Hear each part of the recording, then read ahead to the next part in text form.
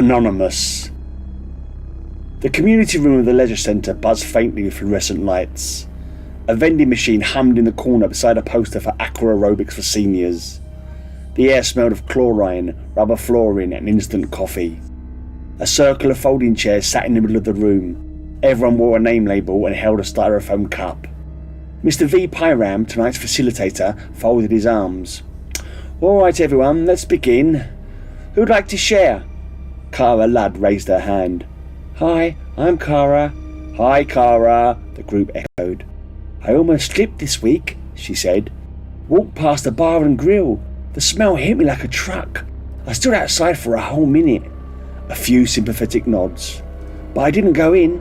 I went home, had a tomato juice and went straight to bed." The group murmured approval.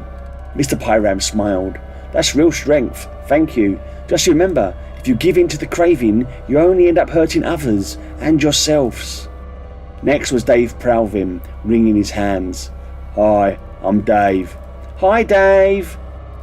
"I slipped last month. I'm not proud of it. I thought I could handle being around certain situations, but I couldn't. I'm trying again." More nods. Someone patted his shoulder. Mr. Pyram leaned forward. "Slips don't define you. Showing up does." Amelia talked about avoiding going out late at night. Grista mentioned feeling twitchy around crowds. All of it perfectly normal in addiction recovery. Identify the problem situations and avoid them. Mr. Pyram clasped his hands.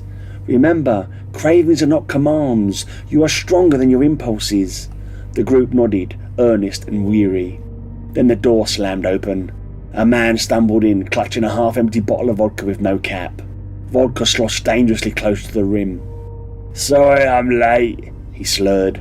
"I was halfway through this, and I just had to stop and come in for the meeting."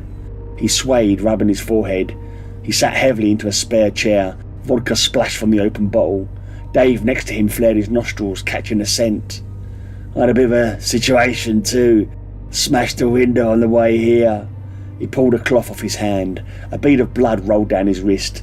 It hit the laminate floor at the same time as another splash of vodka from the bottle sloshing in his other hand. The entire circle recoiled. Chairs scraped back. Hands flew to mouths. Someone whispered, trembling, "I can smell it."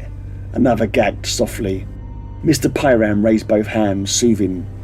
"Everyone breathe. It's just a few drops. Nothing to be squeamish about." The drunk blinked at the circle, eyes focused properly for the first time. "Say, who are you guys? You're not the normal gang." Mr. Pyram gave a patient smile. "The AA meeting is tomorrow night." Oh shit, sorry." Another drop fell. The group flinched violently. The drunk frowned. "What? It's just a cut." He waved his hand. "See? It's fine." A third drop fell. That was the breaking point. The circle surged forward in a blur of instinct and terrible relief. At first, Mr. Pyram tried to control the group before lunging forward himself, muttering, "Damn it, save some for me!" When it was over, they slumped back into their chairs, dazed and glassy-eyed. Cara wiped her mouth. "He tastes like vodka." Dave hiccuped. I'm drunk." Mr. Pyram picked up the now empty bottle still clutched in the man's limp hand. Its contents spilled on the floor during the feeding. He sighed, pinching the bridge of his nose. "We'll start again next week."